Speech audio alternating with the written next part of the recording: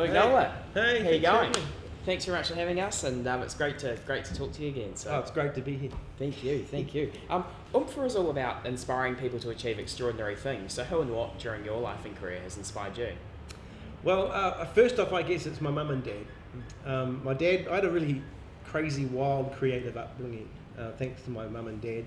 Dad was a fashion designer, really creative, and my mum was a window dresser at Smith & Co. Back in the days when department stores had really over-the-top window displays and mechanical kind of puppets and stuff, and really neat stuff. So I had a really creative upbringing, and they taught me to live in the world of possibility, and anything's possible. What do you want to do? You want to go off and make a string puppet out of the old washing line? Go and do it. Whatever you want to do, have fun. And that was what really got me going. And then I guess the answer to that question for later years, people like John Britton, who I met before he passed away. Oh, wow. And he totally inspired me. That whole thing of, I've got no idea how to do this, but let's just get in the workshop and see how we can make it happen. And he was brilliant at that. Okay, and what about, what about how else in terms of technology and inventing, like people who you sort of learnt from and inspired you to get into television and not so much television, but more just inventing? Well, I tell you what, my history is art school. I went to art school, Elam Art School here at Auckland, and that was an amazing opportunity to get alongside some really cool creative people that were doing it. People like Dick Frizzell was my painting tutor, and Dick is amazing. He just doesn't really teach, he just kind of is there, and through osmosis you get the coolness off him. He's such a cool guy. But the way he paints is just neat. And then Billy Apple would turn up and just hang out with us. And in fact, one year I was commissioned by him. I worked for Billy Apple, drawing out his big posters, and he paid me $8 an hour. And it wasn't for the money, but it just be there with Billy Apple, who's a legend. And hang around his apple shampoo smells. He'd have apple everything. But just, at a young age to be amongst adults, grown-ups who are living creative lives. And art school was that. Yeah, absolutely. And what about, I guess, inventing in particular? I mean, what inspired you to get into that? Well, I've always been an inventor. I remember when I was very young, hanging out with my grandfather and my Uncle Bill. And he was a welder and pulling stuff apart. And one of my biggest advices to kids is learn to weld, because he taught me how to weld. And I remember being totally frightened and shocked by this spark of energy that came from this thing I was holding. But as a kid, how cool is that? So through Let's Get Inventing, we've done the same thing, and I guess that's what I'm doing with kids now is teaching them to weld, teaching them to learn the stuff that's going to take to make their ideas real. And so I was thrown in the deep end when I was a kid doing that stuff, and I think it's good. Yeah, and why do you reckon it's that you're so passionate about working with these young people to bring their inventions to life? I can imagine they come up with some pretty cool ideas.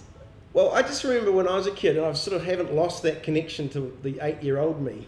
I still kind of feel 8 years old inside, even though I'm an adult, sometimes. I feel a real connection to that creativity, and I've never lost it.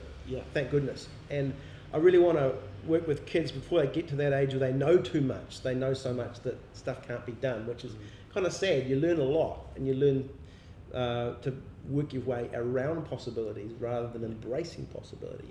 So I really believe in an age from 8 to 12 where kids still can think in a surreal, creative way, and have access to their imagination, and I'm all about retaining that through to adult life. Okay, fantastic. Because the mentors I've worked with, guys like Bill Buckley, Glenn Martin, all those guys that are now, well in their 50s and 60s, but when you meet them and hang out with them, they're kids. They have fun. Exactly. They have a lot of fun. Still doing crazy cool stuff as well. Right? Any excuse to blow something up. Got a lemon, let's put a cracker in it and blow it. See what happens. They all inventors, no matter who you speak to, have got that energy, that youthful zest for life, and the inquisitiveness that kids have. Yeah, and I guess with Let's Get Inventing, about inspiring kids to start inventing and get them into just giving it a go, And with that, what would your advice be to people who have something and they just want to start? Where do they start? Because that can often be quite daunting, can't it? Yeah, you know, find what you like working with. I'll just give you an example. I've just been getting into the app world, building apps, and that is daunting. You know, especially for a 52-year-old that's used to working with steel and wheels and mechanical things, cogs that fit together. To get your head around the whole app world and engineering of that is massive. But what I did, I like working in cardboard and glue. You know, I can understand that, and so I just got in the workshop one day and built my app in cardboard and glue, and just tried to make a version of it that was still worked, but physically in cut out bits of stuff I found around the garage, you know, ice block sticks and toothpicks, and got it in a model that was literally bits of stuff glued together that I could show an engineer and go, hey Brody, look, here it is, here's how it works. Do you think that could work in an app? And so the message is to just get in with what you feel comfortable with. If you like drawing, draw. If you like gluing things together or Lego, make it out of Lego. Yeah, and with these, I guess with the inventions and with the apps as well, I mean, is it challenging to get them to the market? Because, you know, you can create all this cool stuff, but what's your advice? Yeah, I think that's a really good point. That is the most challenging part, is getting it to market. And I've built an invention app and a storytelling app, and they're all beautiful and pretty and they work, but it's getting it out there into the schools, which is what I'm doing now, physically booking next week, going into schools, pointing on primary schools that have iPads, and working with kids and actually putting it in their hands and letting them play with it. You've got to think of a strategy to get it out there and working. And there's a lovely phrase which is being bandied around now, engineered discoverability. And so it's about these kids are building these cool things on an app, and then they're sharing them, but how do you get them out there and discovered by the people that count? Like, so how do we get it in front of Glenn Martin so he sees this and go, oh, this is the next jetpack? Or Rocket Lab see this rocket invention and go, oh, that'd be cool, let's get this kid in and make it. Yeah, cool. And before people take these cool inventions to the market and put them out there, I mean, do you often recommend getting them patented and getting, you know, some IP stuff done? Yeah, most definitely. A big part of our show is teaching kids about the world of IP and what a patent is, or patent as the Americans say. And so we've got AJ Park on board as a sponsor right from the very beginning. And Anton Blajevins at AJ Park, he's been on the show showing kids what it means to get a patent, and he actually looks at every idea that we consider and will tell me if it's potentially patentable. And so we'll tell the parents and the kids before we go to air, hey look, you guys need to know this is patentable, and do you want to patent it, or is it just a fun thing that you don't really mind us going to air with? Because once you go to air, that's it, it's public knowledge. So that's been an important part of the show, and a fun learning curve for me, is how the patent world works. And Anton has been great in looking at all the ideas, and even the ones that haven't won, because we've had 12 inventions get patents on our show, and not all those have been winners. Like every year one wins the $10,000 prize, but Anton has actually gone through and helped the kids patent the ideas that have not won the show. So and because the last thing we'd like is you know, we'd hate for an idea to go on screen and then be discovered that it was patentable and it wasn't. And when you look out across the world, what are some sort of industries or areas of life that you see that some really good inventions could disrupt the way we do things? Yeah, well, that's my job. I mean, we look at all areas. As the inventions come in, they might be a new toy invention. Might be a new agriculture invention, a new farm gate or something. There's so many areas, right? It might be a new fun water slide invention. And so my job is to marry those kids and their ideas with the industry. So, for instance, Hasbro. I went to Hasbro and said, look, we've got 3 amazing Nerf-style inventions. Would you help us make them? Would you be interested in considering them for production? You know, and they did. And so they came on the show and they said, right, this is great. One was a Nerf dart picker-upper. Like, all mums and dads hate picking up the Nerf darts after the kids are firing them around. So this is an invention that sucks up the darts in your shoes and reloads them in your blaster. And you know, what a great idea! And they saw potential in this, so they helped us make it. We made it for real, and it worked. And it was a prototype, and it had the potential to be made into a Nerf product. Yeah. So that's what I love is marrying the ideas with industry. Yeah. So from all this experience, I mean, seeing all these inventions and making them come to life, what's been the most rewarding single one for you, do you believe? Oh, it would have to be Natalie Crimp, who was this really smart girl. She was 13, 14 when she came to Let's Get Inventing, and she invented the sunspot sticker, which is the sticker that tells kids when they've had enough light, in the UV light, and it pops, so they know to put more sunscreen on. Now, Julian Robertson is a billionaire who's watching, and he gave Natalie a scholarship to the States, and she's now over there with an engineering career from this one invention. And she's a really smart kid and will do really well. Yeah. The other one that at the other end, I like where not all kids are natural inventors. They're not all sort of super smart, but it doesn't take that to be a great inventor. One kid was from Great Barrier Island. His dad was a pig hunter. He didn't even know what a patent was. Tyler was just a kid at school, and he had an idea for a rat trap. Okay. And there's been thousands of rat traps, but he had an idea that used the scent from female rats to attract male rats. And we saw something in this, and we made it happen. We built it with Massey University of Engineering, and Doc came on board, and we made this thing work, and he got a patent on that. And so now Tyler has a patent for that, which I think is it's very good. massive. Yeah. And I guess we talked about like the first thing to do to start bringing this invention to life, but what about the building of it, you know, because it can be quite expensive. So for people who have these ideas and need a bit of money to make it work, I mean, obviously in an ideal world they'd go on a show like Let's Get Inventing and make it work with someone like yourself. But if they maybe don't have the opportunity or they're in a different country or wherever, I mean, what would you say is the best way to raise some money in? First up, to get a patent, the thing has to be real. Yeah. So I'm inventing I got really annoyed with my gate at home, so I'm inventing a gate. So before I build this thing in real, I'm building a model of it in cardboard and wire, and you can do that in a day, and it doesn't cost anything. Yeah. It costs me $100 maybe for materials. So my advice would be to make it whatever way you can, whether it's just a drawing or a really simple model out of cardboard that demonstrates the theory. And even if it's not working, but it's still a three-dimensional thing that people can look at and go, wow, that's neat, and see the possibility in the idea. It's about making something that will engage others in your project.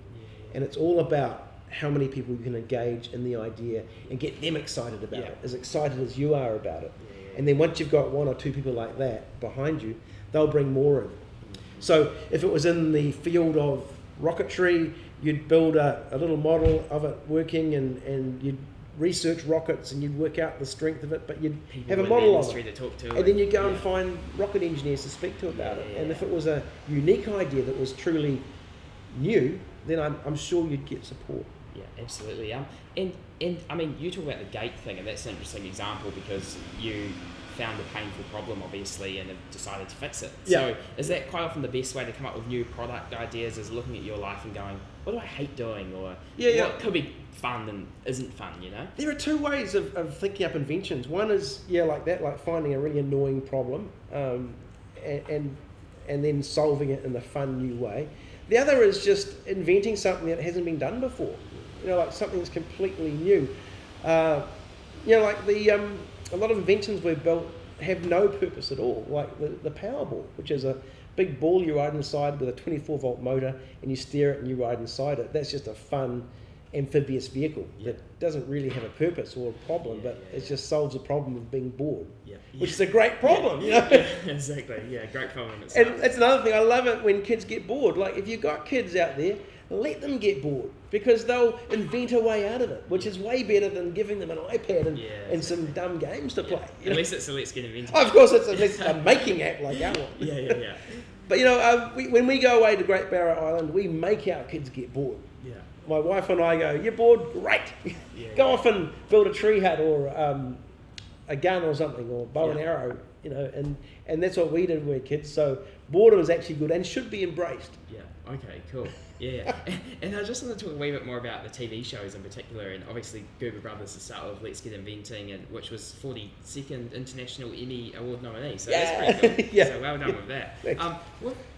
When reflecting over those shows so far and what you've learned, I mean, what would you say would be 2 or 3 of the key lessons you've learned along the way?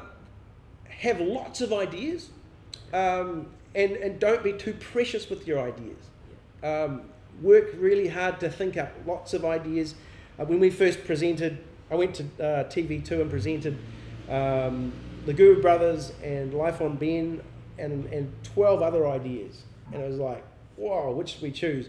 But the funny thing is, when you're given that many to choose from, often people will go, oh, I have that one and that one. And so they chose 2. Yeah. So I got 2 shows commissioned in one go, which is unheard of. Yeah. So we had Life on Ben, which is a story about microbes that live on your skin. That was commissioned. And then we had the Goober Brothers, which was a live action comedy sketch series about 2 really stupid inventors. Yeah. Me being one, and Glenn being the other. And what I love about that is you just went and did it. You didn't feel like you needed to go and get all this training first and things. You just decided to do it. Just get out there and do it. I had no idea how to make a TV show. Yeah. I'd been in advertising. I'd shot TV commercials, which are kind of totally different. But we just got out and we filmed it, and we made props, and we found people that could make fake poos, and a fake cow that could poo, and that was fun making stuff like that. It's great fun. Yeah, awesome. And again, now with the apps and stuff, you're just doing it. So tell us a bit more about that and some of the challenges that you've experienced building. I love the world of apps, and all this new technology is great for inventors because it's just another toy to play with. Like we used to have television to make. We used to have, art, this paintings and sculpture. Now we have this amazing technology to play with and stuff around with and reinvent and break the rules of. Like that's one other thing I'd love to say is just break the rules. Like that's what these things are there for.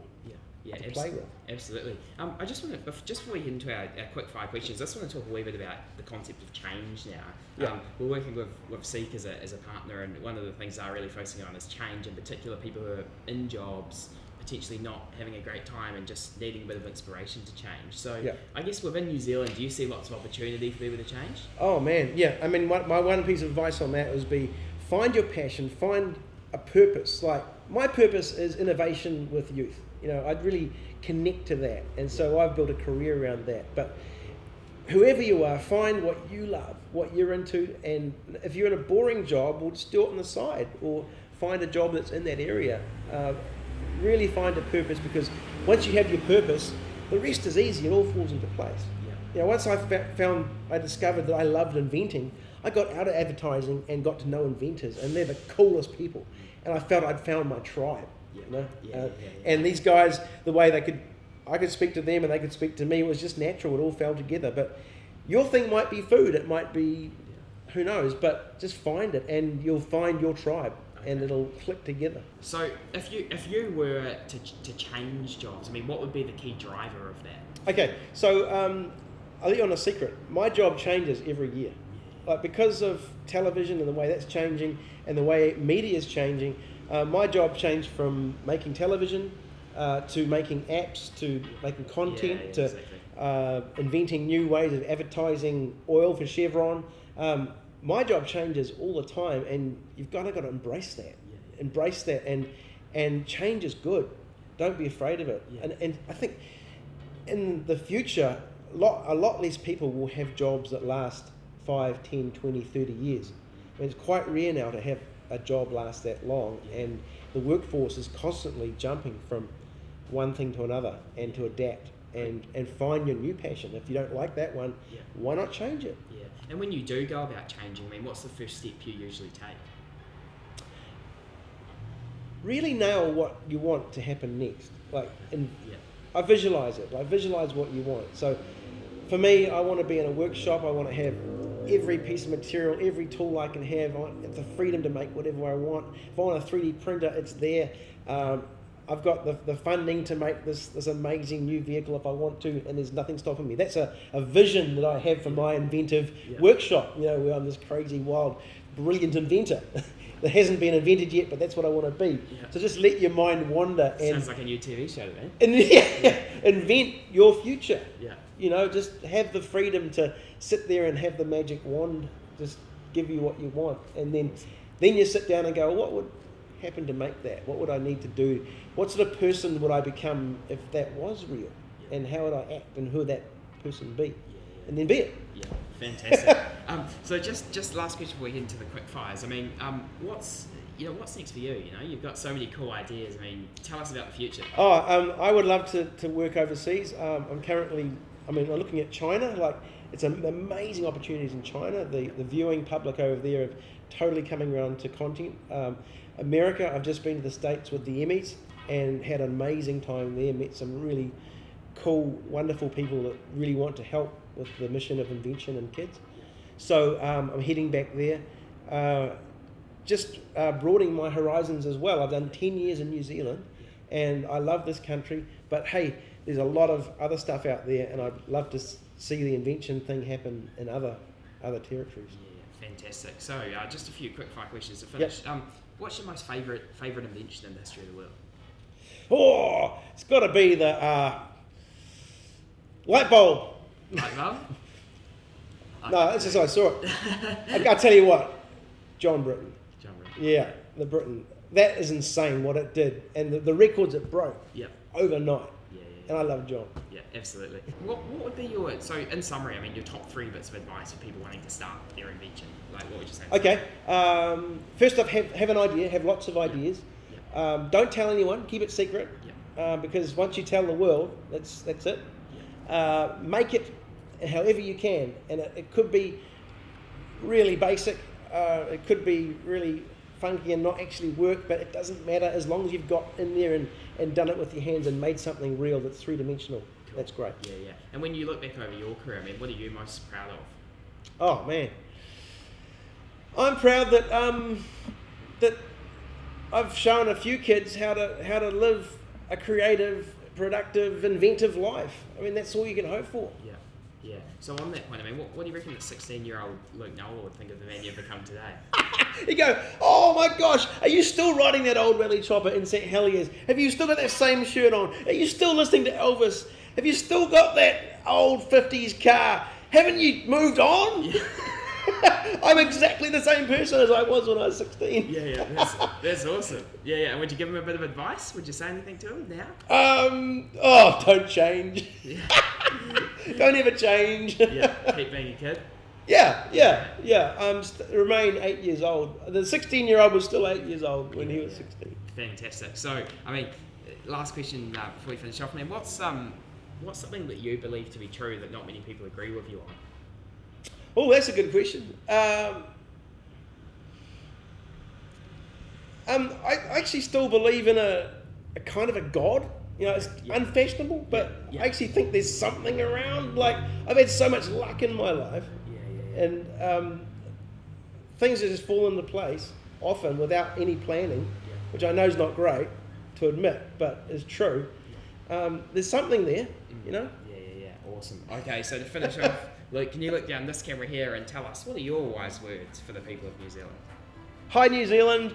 My wise words for you are, please, learn how to weld. Welding is cool. It's fun. It's scary, but in a good way. And by that I mean get in there and make your ideas. Have ideas, but don't just draw them and then put them in the drawer. Get into the shed and get your hands dirty and make some noise and make them, because then the true learning and fun happens. Awesome. Nola, thank you so much. Cheers, appreciate it.